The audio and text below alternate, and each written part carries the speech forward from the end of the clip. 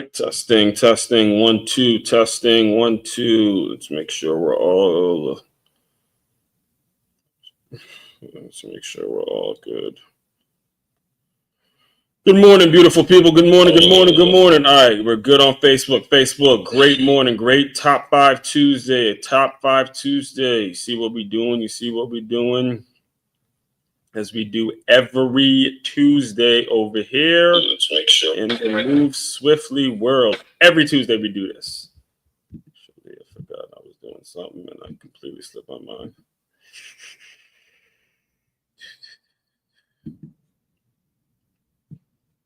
All right, Facebook, we're good. Now for LinkedIn.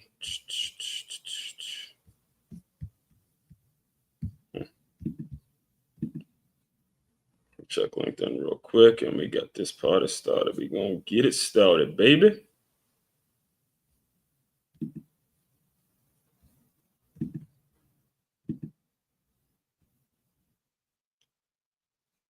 Test, LinkedIn, what's going on? Test, LinkedIn, what's going on? LinkedIn real quick, and we got this party started. All right, LinkedIn, we're good. All right. The thing is, you guys are hearing it from my phone because I always like to check. So it's probably funny. It's got everybody hearing it. Yep. What's going on? Test, LinkedIn, what's going on? It's just how I check, because let me tell you, there was a time where I recorded a whole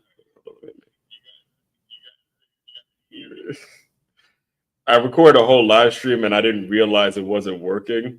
So I had to go and re-record it. So, nowadays I make sure we're good. All right, YouTube, we're good. All right, everything is good.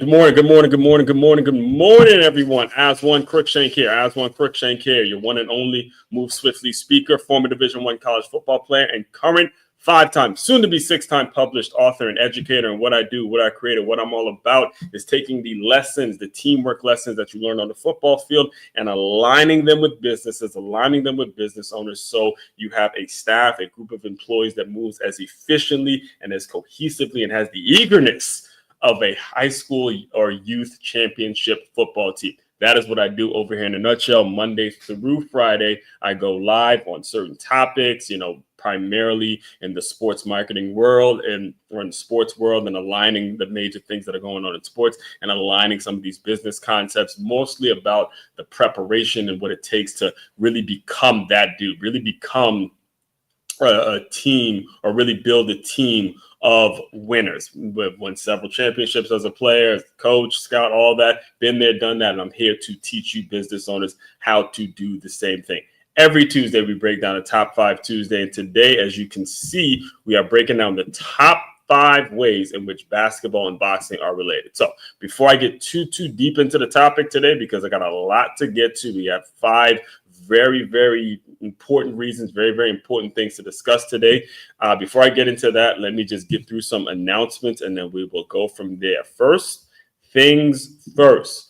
Speaking of boxing, I coincidentally am a boxing trainer. Yes, I know how to teach the jabs, the cross, the uppercuts, hook cross, jab cross. Got a good little showing coming out this week. Make sure, if you are interested, we're starting to take off now because it's going to be the first week in March. We're 2 months into the new year and things are getting rolling now. And, spring's upon us. Believe it or not, spring is upon us.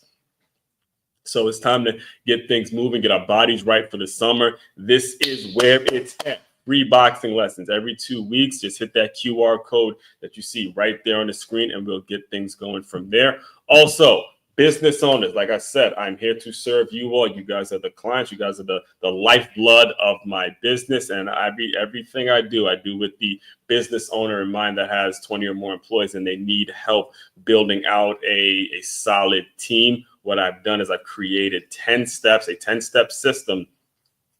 Well, I wouldn't call it a system, just 10 bullet points in which you can utilize right now that'll make it so your business is moving in a more efficient way. And people are coming in to your staff. They're coming into your organization, knowing exactly where they need to be, knowing exactly what they're all about, knowing exactly what is expected of them that day. And they're going out and accomplishing it that day.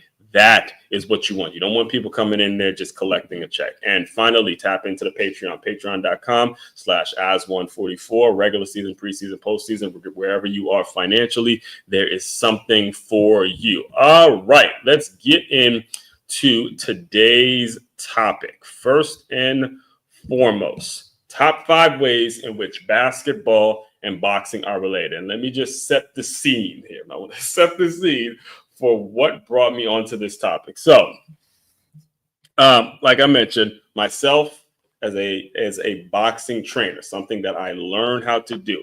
My second book, the second book I put out there was of the mindset. And I'm going to tell you the story that I wrote in this book, but make sure you go copy, because it's not just basketball and boxing. It's actually about all sports and how boxing and dance help with all sports. That's what this book's about. So make sure you go get a copy of it, regardless of if your basketball is your number one sport or not, right?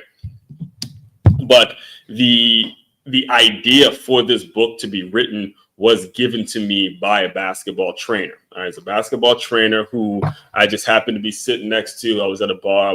This is back in Wing House. Yeah, I'll never forget if he was Wing House, man. Wing House had them wings, dog. All right, so sitting at a Wing House, and I noticed the back of this guy's shirt, and it said basketball trainer. And this was the time I was training at 9 Round, and I was developing my skill set. I was adding to my skill set and teaching people the jab, the cross, the uppercut, jab, cross, uppercut, hook, cross, jab, cross. You know, I was developing that. I was and I was enjoying it. I was adding value to a lot of people's lives, and I was learning how to do that, right? So I'm sitting next to this guy, total stranger, basketball trainer, and he asked me, he goes, yo, what is the best way? Like, what is the way that basketball and boxing relate? What's the best way to train? Oh, so he asked, it was something along the lines. In fact, I have it literally written right here. Let me make sure I give you the direct quote, because I have it written right here. It is there it is. All right, so franchise now a few moments later. Yeah, a few moments went by during which he made the most valuable contribution to this book. When he asked me, how does training as a boxer help a basketball player? I'm gonna read it to you again. It's right here, page 37. Few moments. He and I started chatting, and I told him that I was a trainer at a boxing gym franchise named 9 Round. A few moments went by during which he made the most valuable contribution to this book. When he asked me, how does training as a boxer help a basketball player? And this book was born from that question. And my response to him was, the jab step. The jab step. You get the ball, you get the rock, and you jab it, you jab it, you jab it. Just like when you get your deuce up and you jab, and you throw in your jab, you throw in your jab, you throw in your jab, right? You throw in your jab. Like that jab step is what I centered that particular chapter around. Like I said, the whole book isn't just about basketball, but he got me on that thinking to where, as I'm learning this thing, as I'm learning how to teach people their moves and, duck, cross, jab, uppercut, hook, cross, all that kind of stuff, I was like, okay, this is something that we could really cross over. And this, like I said, this book came out 5 years ago at this point, and it's still going to be relevant for a lifetime. And that's the thing about intellectual property that I was telling you guys last week, is when you put a book out, don't expect it to just take off that day or that year or that month, that maybe even in some cases that decade. Make sure it's something that is evergreen and that can last a lifetime, because every year, especially this time of year, when we see basketball at its height, basketball in its season. And again, I grew up in Silver Spring, Maryland. I grew up in the DMV, where I don't care where you're from. You can be from Philly, you can be from New York, or whatever state you want to call. All right. The DMV, DC, Maryland, and Virginia, we produce the best basketball players. You can check the numbers, you can check the stats. We in the DMV, that's one thing we got. We got basketball. Again, I live out here in Florida now, and I'm a football guy by heart. So I always got to hear about Florida, Georgia, and then Texas boys. I got to kind of stand down. And even when I was in school, I have one of my best friends was from Ohio. And then when I went to Stony Brook, it was, Jersey, it was Pennsylvania, it was Cali. It's all sorts of stuff, to where, as a Maryland guy, you can only talk so much, talk your ish so much when you're talking about, football producing guys from Maryland. But when it comes to basketball, oh yeah, I got to poke my chest out a little bit. I got to say, basketball, we got dudes, man. We got dudes.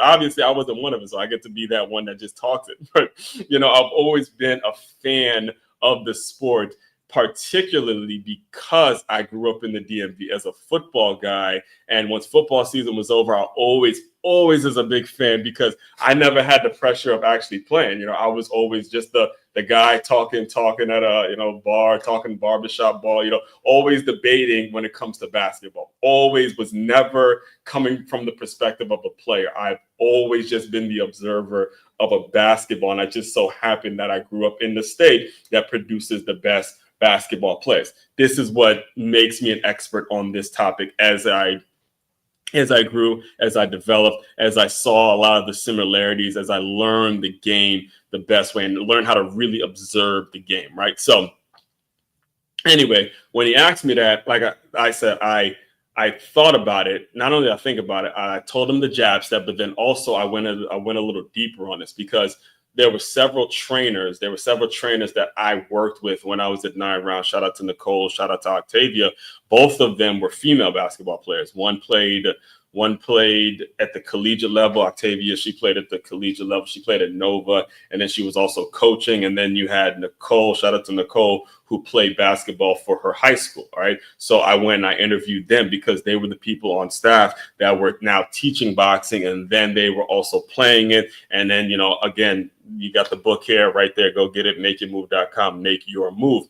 And that's really what started me thinking about how once I learned that skill. Now I knew, a lot of people that knew me back then and knew what the gym that I worked at back then, they knew that the gym 9 Round in the way it was being run and the kind of person I was running the gym, they knew that the gym was not going to last. So I was soaking up as much game and soaking up as much as I could from what was going on so I can eventually teach that to somebody else and be able to use the skills and use the things that I learned at 9 Round so I can continue to apply, which is why you see me as the life group leader, someone that's teaching boxing continuously doing these things. All right, so let's get into today's top 5 list like we do every single Tuesday.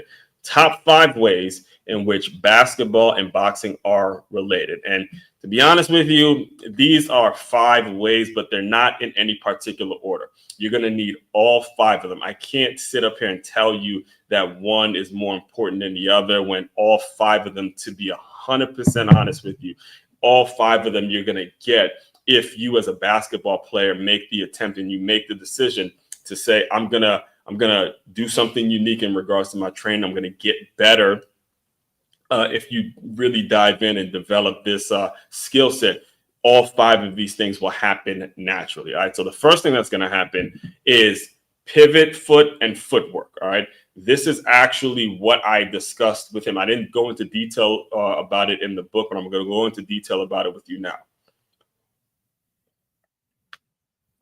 When it comes to the most important move in boxing, all right, it's not at all the throwing the punch. It isn't. It's not throwing the punch, contrary to what a lot of people believe. It's actually your pivot foot. It's actually, being able to utilize your pivot foot in a way in which you're moving your body dynamically, boom, boom, boom, just setting yourself up from a footwork standpoint.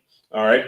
And when you break down the game of basketball, so much of it is not about shooting. Now, again, what happens on ESPN, what happens with the mainstream media is they like to talk a lot about, they like to talk about points, numbers, and, what somebody's shooting and, threes. That's the way the game now is just being presented to people, which is why obviously the NBA is going through what they're going through and, pro sports and all that kind of stuff, which is why I exist, is to give you the full breakdown, the full context. All right. So in order to illustrate my point, I want to bring up a guy named Boris Diaw. All right, Boris Diaw. Now, me personally, I am still a huge Miami Heat fan. I cheer for the Miami Heat whenever, especially this time of year. It started back in 2006 when D-Wade did his thing. When it comes to basketball, I typically don't root for the teams as much because I was more so fan of players. Like I guess you can call me a Sixer fan growing up because I was an Iverson fan. But it's like, am I really a Sixer fan? Or no, am I really a Sixer, or am I just Iverson? But when D Wade won that championship in '06, and then the big three came about and they did what they did, I became like, I was a fan. Like I was a fan of D Wade, so I had to be a fan of Miami. But was I like a real fan of the Miami Heat until the big three came, and it was like, okay, now I'm a real fan because I had to live through that Dallas Mavericks loss at the this is what made me a real fan, is when they first came together, when Bosh, CB, D Wade, and LeBron first came together in Miami. They lost that first year in the NBA Finals, and I had to eat it. As a fan, I had to eat. You had to eat that loss. Oh, God, because I was doing so much talking. Again, as a D Wade fan, I wanted to see them win. And I was able to at least qualify myself as a Miami Heat fan. But when they lost, it's like, hey, you're not a real fan unless you stick with your boys during a loss. Okay, that's what makes you a real fan. So anyway, say all that to explain to you guys, I watched a lot of Miami Heat and I watched a lot of LeBron James, especially when he was with Miami. In my opinion, I think that was the best version of LeBron James. And his career is coming to an end. He's not going to be around. But I'd give him maybe another year. He's not going to go past 2 years. This is probably either this year or next year is going to be his last season playing basketball. It's been a fun ride. I think he's changed the sports world in general. There'll be tons of things, man. I have dubbed him the GOAT only because I used to get in arguments about how D Wade was better than LeBron, and that did not age well. In fact, I had one of my boys on here, and he was a big Melo fan, and he would get in arguments about how Melo was better than LeBron, and he was like, yeah, that none of that stuff aged well. So because of my generation, because I had witnessed a lot of Wizards Jordan, a little too much Wizards Jordan to really give Jordan the. I saw some Bulls Jordan, but I saw a lot of Wizards Jordan, and that ain't really nah. I'm giving the GOAT to Bron. So anyway, we're not talking about that right now.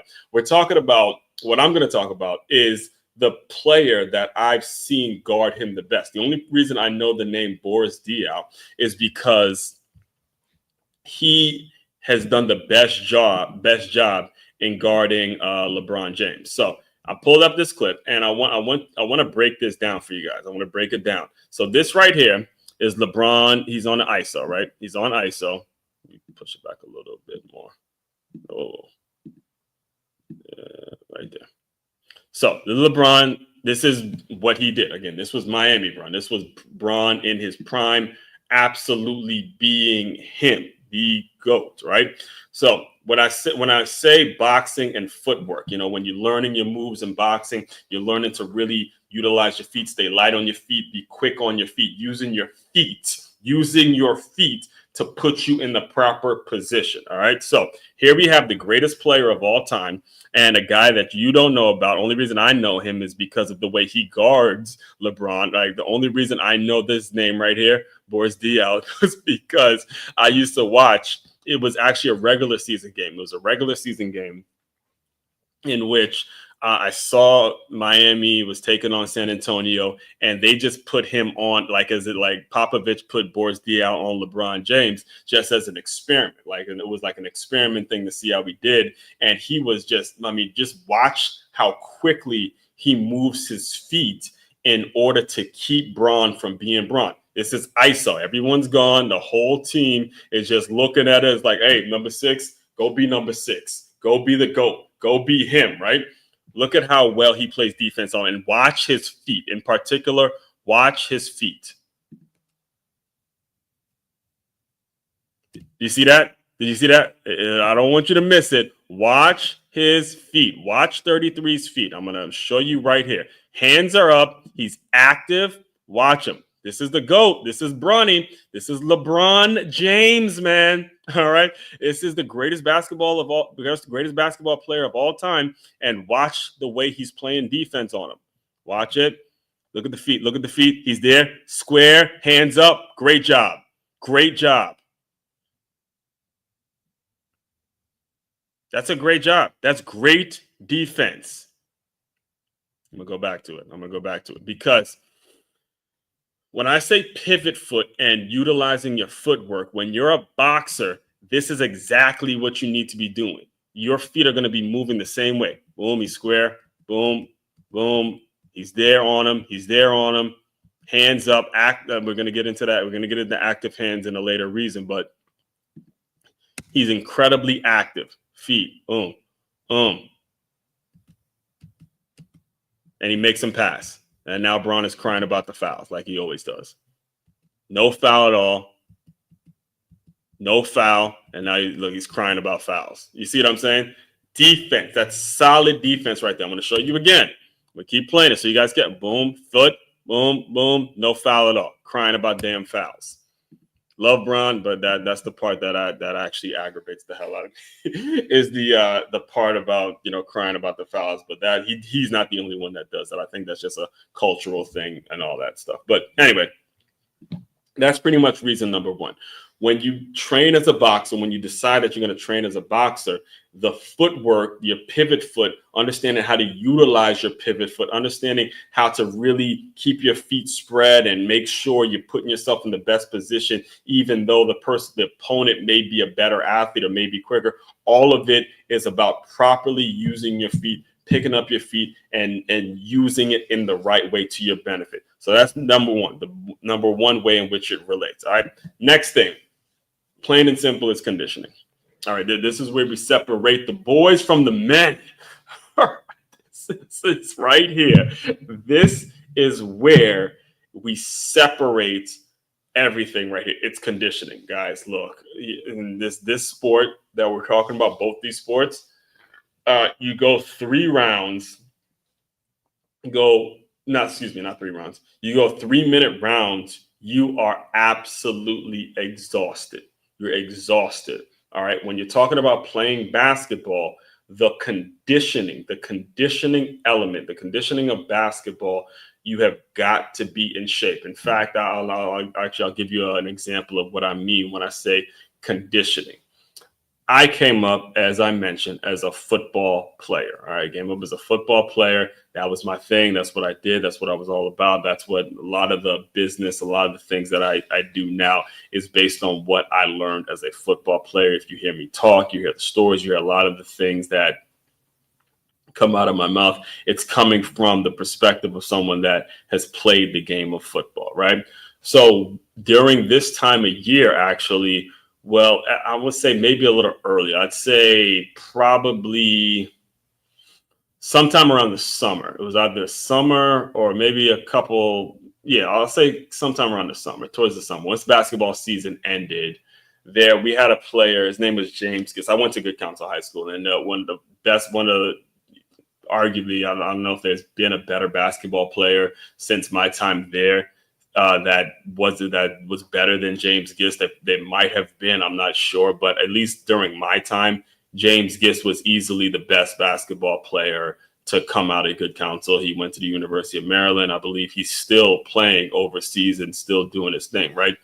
And we all looked at him as a star, as a superstar, because he's going to University of Maryland. He's got his future set, and he's the guy. He's the guy. In fact, let me see what he's doing these days. I think I did hear him on a podcast, one of those podcasts, because he was he's still actually playing.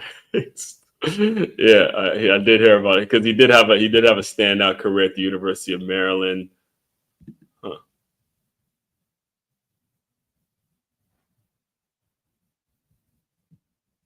And basketball to become a professional basketball player. James discussed without challenges to the Good Counsel. That matter. I'll show you real quick. I'll show you. So this was him, Good Counsel. This is when I went there, and apparently he has somebody actually just did a article about him a year ago and packed up a scholarship. And you see the oh man, that was the old school gym right there. That was the old school gym right there. This was before they moved to Albany. So the ability to get scholarship, you give these kids opportunity. Who knows?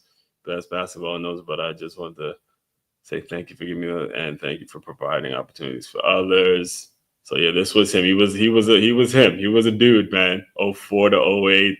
I remember actually being in college, and my roommate actually was a big, it still is, big UNC fan, big University of North Carolina fan. And yeah, so he's still doing his thing, still playing overseas, you know, doing what he got to do, representing that GC, that Falcon love, baby, that Falcon love. That's what's up. I gotta read this. I gotta read this on a later.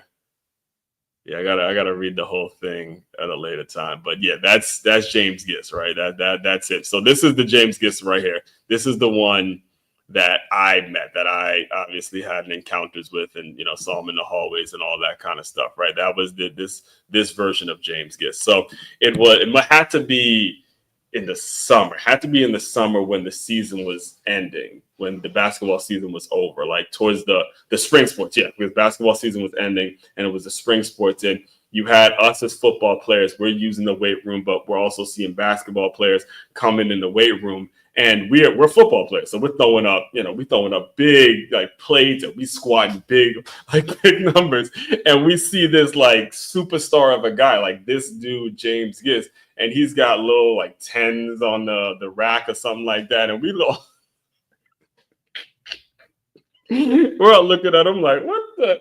But I was just a freshman at that day. I was just either a freshman or a sophomore at that time. And what we didn't recognize was, even though he was a basketball player, and even though he wasn't putting up big numbers, quote unquote, in the weight room, man, you put him on a track, you put him like out there conditioning and running the mile and stuff like that, he will blow our ass away. You know what I'm saying? And that's what I mean when I say there's a difference between conditioning and running outside, getting your cardio right, getting it to the point in which you are able to run these wind sprints and do what you got to do to make it on the basketball court, versus the training that you need as a football player.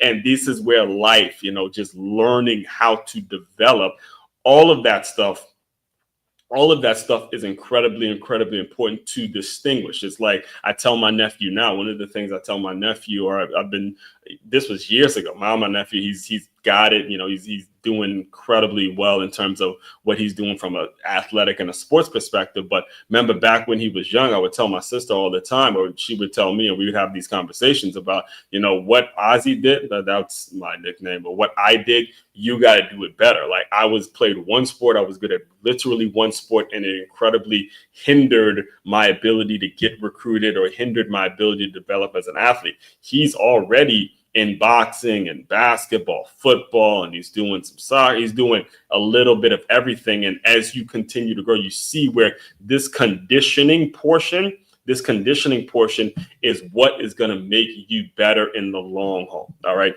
That conditioning piece, this is the part that's going to last you for the rest of your life. Here's what I like to tell people about basketball. And I'll give you this concept. And then we'll move on to the next point. When it comes to basketball, you are never too old to stop playing.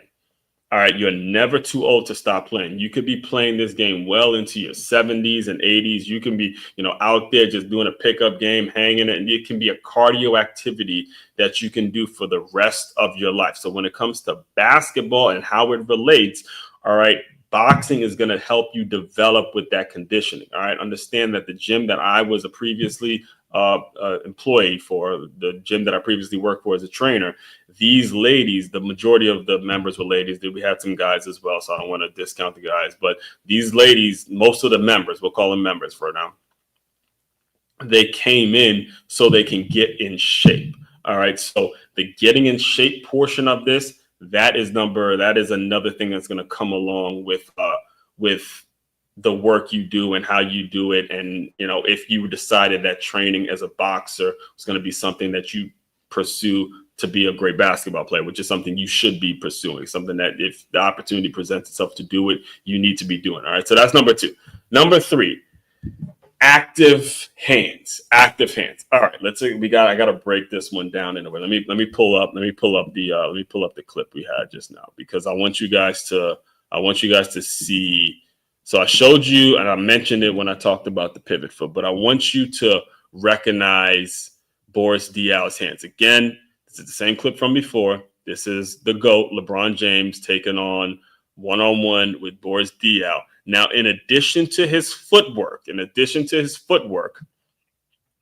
want you to recognize his hands. I want you to see how active his hands are. Look at them.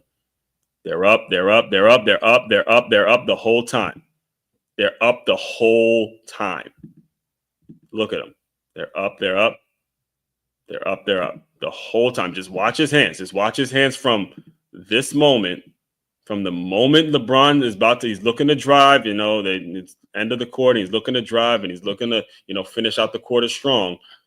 His hands are up the entire time. They're active, they're active, they're active, they're active, they're active, they're active. And then he goes off, and then again, active, active, active. Gotta have active hands. All right, when you're boxing and you get to the point where everything is ready, your stuff has to be up. All right, you got to be, even if you're blocking it with your hands or you're throwing the punch or you have got to make sure your hands are very active. This is why they often refer to it as, oh, he got hands, he got hands, he got hands. It's because your hands are constantly up, whether you're protecting your face, whether you're blocking a punch, or whether you're throwing a punch, or you're moving hair, you're blocking this, you're doing this, you're doing this. Everything when it comes to basketball is about having active hands, whether it's the offensive side. Let's go back and look at it and look at how LeBron's upper body is now having to move. Let me add it to the stage real quick. You get a lot off this one clip. I could pull up other stuff, but I don't have time to do that right now. We can get it right here with this. His hands are there, and now we'll look at LeBron's hands. His hands are active. He's moving around. He's trying to do stuff.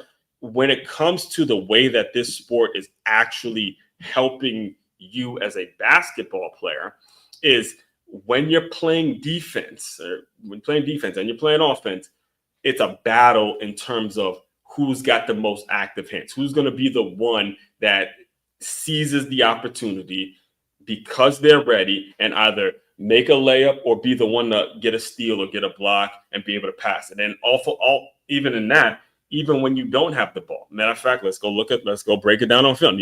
I'm a big film guy, right? I'm a big film guy.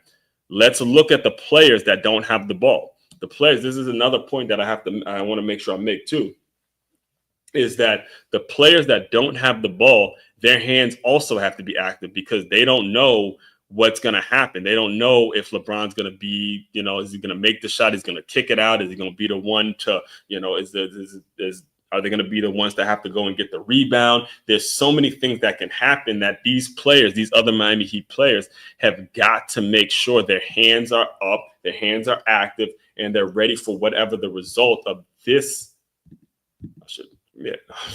They're ready for whatever the result is. So look at all the Heat players and the other San Antonio Spurs players. All their hands have to be active. Even if it's Ginobili right here is playing Birdman and Ray. He's actually got Ray Allen right there. And Ray Allen was one of them dudes that was all over the court. He's running around because he was in shape. And, you had this cat here. I can't remember his name right now, 22. Forgot the number 22's name. But look at everybody else on the court. Their hands are going to be ready. They're going to be moving in a way where you just never know how they need to react. And it's all about staying ready. It's all about staying ready and learning the active hands, learning the habit or having the habit of having these active hands is going to serve you very well. So let's look at them. Boom, he's up, he's ready. They're running around, they're ready. Right there, you see, right here. Shane Battier, he's ready. Wherever the ball is, they got to be ready. So when LeBron drives, and he's not getting there. We already dissected that. He's not getting there. Boris Diaw does a great job. Look at everybody's hands. Look at them now. They're ready. They're ready for the pass. He's ready for the pass. He's ready for the pass. He's ready for the pass down low. Ginobili's ready to steal right there. Everybody is just ready with active hands. All right. Everybody is ready. And again, when you develop and you make boxing part of your training regimen, this is a habit that if you drop your hands, and I'm gonna get to a video in a second where we talk about it, where actually Carmelo Anthony's talking about it, but you drop your hands and you don't have active hands, that's the difference. Boom! Lights go out. The lights go out. All right. So developing that habit is incredibly important. Let's let this play finish. Hands up, hands up. His hands are ready. And then you go up for the shot.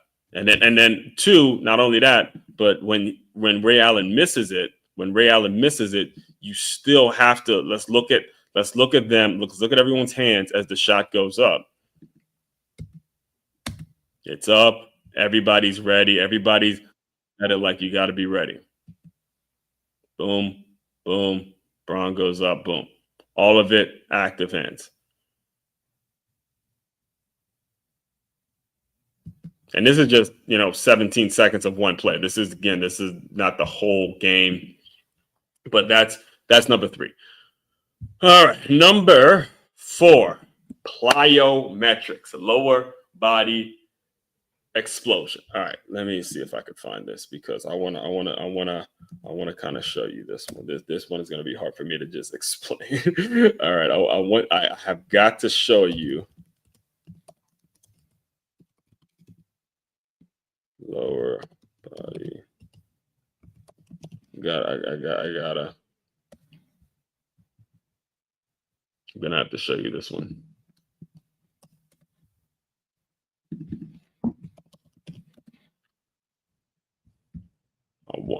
This is it. All right, I'm gonna show you here. I'm gonna show you in a second. Give me 2 seconds. Let me show it to you because this was back in his day. I think this is a good one. Here. It's a short, but I want you guys to see the kind of footwork and the kind of, when I say lower body explosion, this is what I mean. Look at it. All right. Boom. Slow it down. All right. So we take that. We take what he's doing. He's here. All right. He's low and he's boom, boom, boom. When you see these legs, all right, these legs have got to explode. When you see the amount of jumping in a basketball game, see the amount of jumping, as I won't play I'm going to move on from that clip. But when you see the amount of jumping that goes on in basketball, all of that stuff is coming from your lower body. All of it is coming from a lower body mentality, a mentality where you got to have a good center of gravity and you can jump with explosion. And it has to be able to happen over and over and over and over again. You've got to be able to bring your lower body into a stance. Whether you're talking about defense or you're talking about offense, when you're going up for the ball, all of this is coming from the lower body. So when you see, let me see if I can find one. Let me see if I can find one real quick. Because there was one I've seen Mike Tyson fight live, and one of the things I actually remember from watching a Mike Tyson fight live is the fact that the announcers had actually pointed out that when he threw his car. In fact, I'll do it like this. Let me put it like this.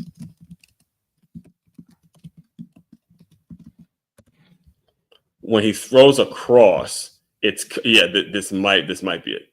This is it. Yeah. All right. This is it. It's not the one I thought of, but this is the one that I want to make sure I show you. All right. So look at his lower body as he throws this cross. All right. I'm going to play it a couple times. Whoa.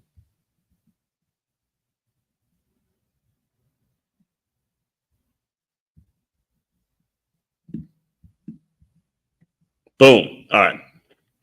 Hold on. Let me see if I can find a better one here.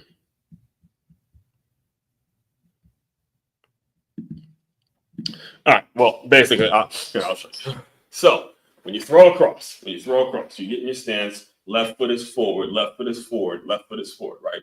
And you're here. You're here, and you're hitting them with the jab. You're keeping them off balance with the jab. But when it's time to throw across, you've got to bring it down and boom. Okay. You see, all of this is coming from lower body here. It's boom, boom. When you go up and you get a board, you're here grabbing your board, right? When you go up, you take a shot, you're okay. When you go up and block up, all of this is so important that you continue to grasp that concept. All right. Basketball and boxing have that piece of it. A lot of people don't understand is that you have got to make sure the lower body, they call it like boxing legs for a reason. Crazy part about that is I ran 10 miles this morning, so I'm cramping myself. Yeah, I'm dealing with a bit of a cramp issue myself. So really kind of self-explanatory in that sense. But when it comes to how it relates, lower body explosion and plyometrics, working your plyometrics is something that it's going to do naturally. All right. So final way. What we're doing here, we're talking about the top 5 ways in which basketball and boxing relate. And here's number 5, final one, mano y mano. I quoted this one. This one I actually quote. I'm going to let this play for a little bit. This one, I'm going to let Melo talk for a little bit because he absolutely nailed it. Now, and you're speaking to someone that has always been just a casual fan of basketball, was never good enough to play on a team, was never actually that dude, always been someone that's observed it and having a background in fitness, having a background in athletics, being a football player. I've always seen the game from the observer's viewpoint. But when you get a guy like this, Hall of Famer like this, who was that dude, was that guy, all right, it's important that you understand who not only was that guy, but it's also adopted the mentality and clearly has used boxing as a means for training. You definitely want to listen to folks like him who can give you that perspective on things. And I included it in this book here because he gave a lot of game on this particular video in terms of how it relates and how it doesn't relate and stuff like that. So I'll let it play and then we'll address it and then I'll close you guys out. Everybody has probably already seen the commercial, and then you got these suckers here with you. You boxing, you hitting guys. Yeah, a lot of people thought I would have a basketball in my hand, but I think just with the whole Do More campaign with Degree, we showing myself in a whole total different light. What light is that? You like hitting guys? You use this for training? What's up? Nah, it's just all about training. It's just all about training, man. Getting in the ring, getting in the boxing gym. Doing the different exercises, different drills, the different conditioning things that I do that correlates, to the basketball court. Being in the gym, boxing, it puts me over that edge. It gets me to that level where, you feel like you can't be beat. You just tenacious. You just get into this focus that, you just unstoppable. So how long have you been doing this, and what was kind of like the trigger? Did you just like walk up into a gym in high school, or? Nah, I always been a fan like of boxing.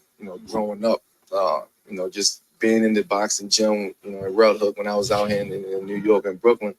And then as I got older, I always, was a fan of how much it takes, for a boxer to get in that shape that they in. You see him in the ring, you see him. You see the workouts. They do the B-roll of them working out. You like, damn, I want to do that one day. I want to see if it really works. And I got in the gym one day and I started with 1 round. It killed me. Then I started with 2, and then just getting better at it. So if there was one thing that you wanted people who watch to get out of the whole Degree Do More campaign, and even yourself, and even what Kevin is doing on the bike, what do you want people to get out of it? Well, as athletes. And as a basketball player, you have to find different things that can help you, that can help me, sort of say, on the basketball court. For me, my thing is boxing. Get in the gym, You know, when I'm in the gym, it's mano a mano. It's me versus he said you. mano a mano. I don't want to leave out that me. gym with an L. Right. You know, so that correlates, you know, my mindset and put me in that, you know, that tenacious focus on the basketball court that, you know, you just don't want to lose. Well, good. Well, I know you're heading off into the playoffs, my man. So good luck. I know Carmelo is he's gonna do more with degree, and he's. All right, so you heard it, right? That's a Hall of Famer saying it. That mano a mano. When it comes to, and I'll go back to I'll just kind of set the scene here. I won't play it because you guys have seen it enough at this point. When it comes to that mano a mano, you see this right here, one-on-one isolation basketball, which is the reason, and it's ironic because the reason that LeBron left Cleveland, because he was tired of all the isolation basketball, but still, as you can see, back in those days, we just had to be Bron, let Bron get out the way and let Bron be Bron, right? That is a way that I actually had to learn myself in terms of when it comes to me teaching boxing to, let's say it's a basketball player, you know, doing an episode like this where I'm talking about how the two sports actually relate, the two sports actually relate.